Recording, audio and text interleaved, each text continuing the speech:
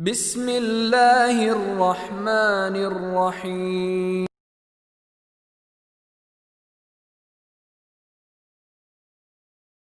Anis kurli wali walidek. Hikmah pertama sing diajarno Luqman Hakim niku anis kurli wali walidek. Anis dene kelakuan wa kulna latek sing ngucap kita ingsun maksud Allah lahu maring Luqman anis kurlillah. Mbok yo syukur sira lillahi maring Allah. Alama ing atase perkara ato kang wis paring sapa wa kang sira minal hikmati sange hikmah. Jadi hikmah pertama dadi wong urip siji syukur. Pun ngandel kula. Urip nomor siji syukur muga dhewe pangeran. Aja syukur perkara liyane pangeran pun. Sayyidina Ali ku dadi wali besar wiridane ngeten tak warai tak ijazahi wiridane Sayyidina Ali. Ada 3 kalimat yang kata para ulama. 3 kalimat ini yang menjadikan Sayyidina Ali tidak akan terkalahkan oleh kalimat hikmah manapun. Ya tentu yang selevel Sayyidina Ali ya sama-sama yang tidak Nabi tentu enggak bandingkan dengan Rasulullah SAW karena semua kata-kata itu mahmalnya yang selevel, mahmalnya yang selevel. Jadi tidak bisa kamu jadi si anak Sayyidina Ali itu di pemikiran yang enggak tertandingi oleh siapapun. Sawangannya malah nganti ngalahno Nabi sembrono ya ora ono ngene kuwi. Sia yang seperti ini sudah dikeluarkan dari kelompoknya. Jadi tetap enggak ada yang sampai seperti itu. Sayyidina Ali kalau wiridan ngendikan ngeten. Ya Rabbi kafani izzan antakuna li robban. Wa kafani fakhron an akuna laka abdan. Jadi ya Allah cukup saya ini terhormat karena punya Tuhan engkau. Maksudnya punya Tuhan yang keren, yang lahul asmaul husna, yang ala kulli syai'in qadir. Jadi kafani izzan antakuna li robban. Saya ini sudah cukup sekali sebagai orang yang sangat-sangat terhormat karena punya Tuhan engkau. Wa kafani fakhron an akuna laka abdan, dan saya cukup bangga sekali karena saya hamba dari jenengan. Kayak apa nistanya saya kalau hamba dari Fir'aun, dari Namrud yang sama-sama manusia. Coba betapa hinanya kita kalau jadi budaknya Namrud, termasuk budaknya Isa sekalipun. Karena kita sama-sama makhluk, sama-sama manusia. Kenapa dia Tuhan kita? Makanya Sayyidina Ali ngendikan wa kafani fakhron an akuna laka abdan, an akuna laka abdan. Saya begitu bangga karena saya hamba dari jenengan. Masyhur itu ya. Kafani izzan antakuna li robban wa kafani fakhron an akuna laka abdan. Jadi apa ya dulu ulama-ulama itu punya makalah-makalah yang spesial. Jadi syukur sama Allah. Terus ketiga menyangkut zuwiyat lanat dunya. Misalnya begini. Rungokno ya Mus, kowe kon nerangno kowe rada kangelan. Kowe wis kadung roh wong wedok ayu ning ngarepmu. Kamu kan butuh pertolongan dari Allah supaya tergoda dari fitnah itu. Berarti kowe butuh pertolongan Allah untuk diselamatkan dari fitnatin nisa, fitnahnya perempuan. Dengan kenyataan sekarang, kowe ngaji ngarepe ruhin, ngarepku ora ono wong wedok. Ya sama-sama selamat, tapi wis kadung roh itu kan selamate perjuangan. Nak ora roh selamatnya itu enak, lebih nyaman kan karena kita tidak tahu maka jadi kebutuhan. Sekarang begini, kalau kamu punya harta untuk mengelola jadi baik ini butuh perjuangan karena kadung punya. Jadi mengelola untuk baik itu kadung perjuangan. Tapi nak kue kadung raduwe kan ra perlu berjuang untuk cara ngelola secara baik. Kue orang arah dihisap, kan arah takono pangeran. Piye tak kai alpat kok, mbok gosok nyombongi kawula aku kan ndak ada gitu ngeraduwe alpat.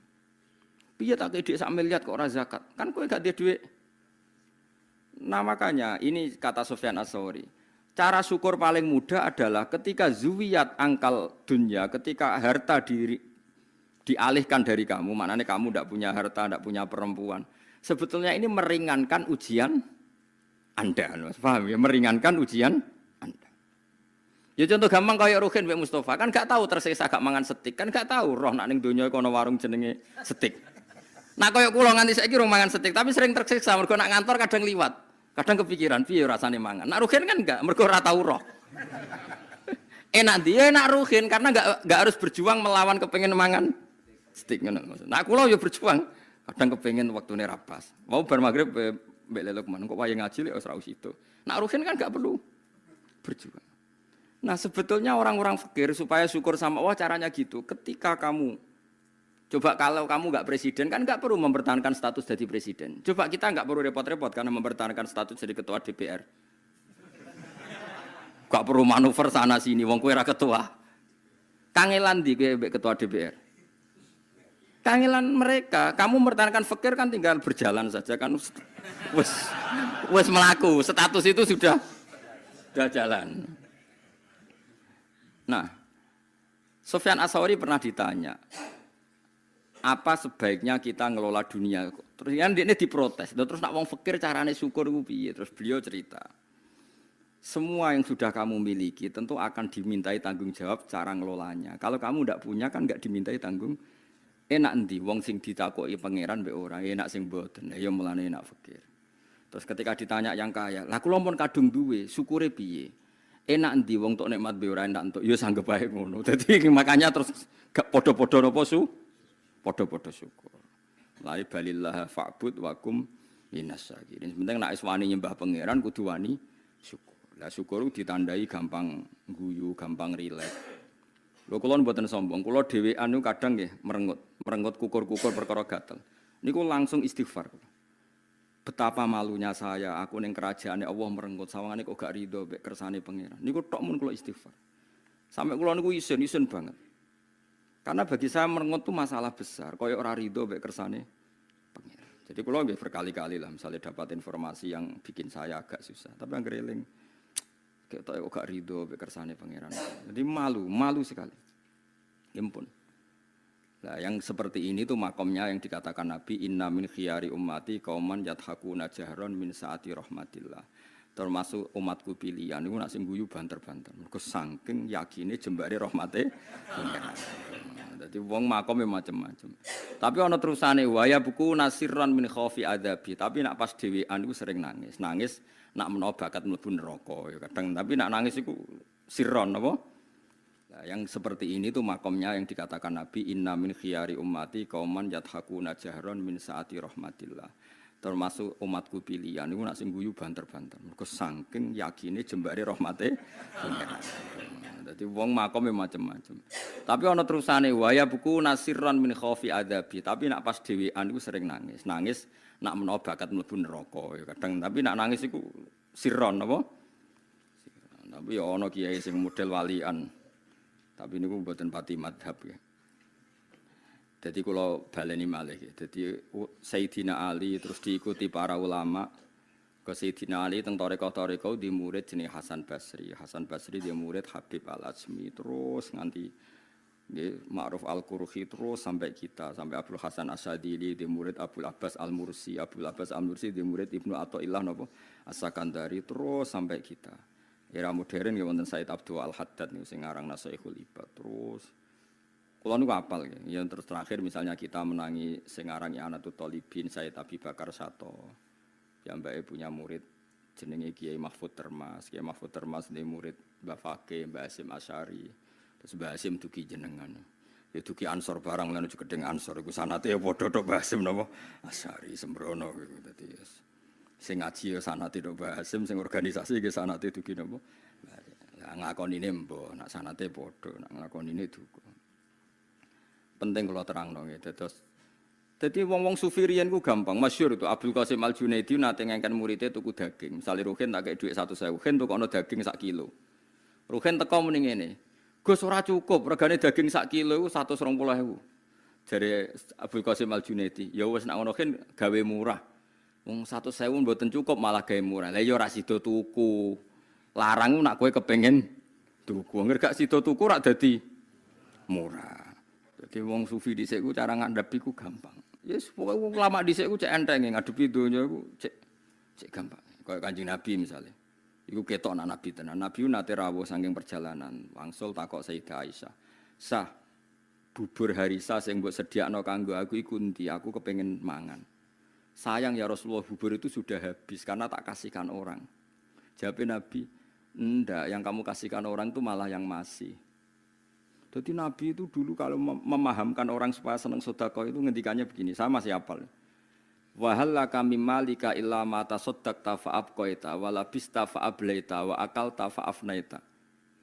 Misalnya saya punya uang 1 juta. Kemudian tak pakai poya-poya makan makan-makan yang tidak penting. Itu hilang dari WC. Yang masih adalah sing tak sedekahno ning fakir miskin, tak sedekahno ning santri ning masjid. Berarti ketika saya sedekah di masjid 200.000 ya itu yang masih. Tak kasihkan yatim piatu 100.000 itu yang masih. Tak kasihkan ulama 100.000 itu yang masih. Yang susuknya itu malah rawan hilang karena tak gue makan yang enggak penting atau melakukan sesuatu yang enggak. Kata Nabi, kamu dengan harta kamu hubungannya yang kamu sedekahkan berarti kamu abadikan. Berarti kena duit 1 juta kok sedekah 200.000 ya itu yang abadi. Sehingga sahabat itu udah gampang sedekah karena merasa itu yang abadi. Makanya Nabi Ibrahim kalau mau makan ngajak yatim piatu, ngajak orang fakir. Karena dia takut semua makanannya ini nanti jadi WC, tapi dengan mengamalkan kan ada yang jadi amal yang abqaita, yang abadi. Lalu disebut ma indakum yanfadu wa ma indallahi apa yang kena kamu pasti hilang, tapi yang nanti menuju Allah abadi. Seperti saya misalnya ngajar di sini. Waktu yang saya tak pakai leha-leha lihat TV, mungkin waktu yang hilang. Tapi waktu yang tak pakai ngajar tafsir Jalalain itu mungkin yang abadi. Sehingga saya tidak pernah merasa semulang Mustafa gunane apa ndak. Ini waktu yang abadi. Senajan to ya orang mesti iso minterno wong, itu kan takdir. Kan ngaji ra wajib pinter, sementing ikhlas engko mlebu swarga. Golek pintu sing guri-guri lah kan sementing mlebu. Ora penting liwat ngarep, malah ra sopan iku dalane para nabi liwat apa? Soal dari ilegal liwat gures ilegal lah sementing mlebu di bangkok ngarep ra sopan ngoten. Paham gitu. Dadi carane syukur ngoten nggih napa? Cara pandang ngoten niku. Saiki ke donya akeh mari hisab. Dihisab ora dihisab enteng ndi? Enteng ra dihisab. Berarti fakir ya melok jalur iku. Tapi di dunia ya syukur. Dikai nikmat ora dikai nikmat apik dikai nikmat wis anggap ae ngono. Akhire sing dikai nikmat ya ana masalah hisab, sing dikai fakir ana masalah ra iso apa-apa ya wis iku. Lha iku jenenge liyabluwakum ayyukum ahsanu amala. Ya wis ngono ae kok dijerok-jerok.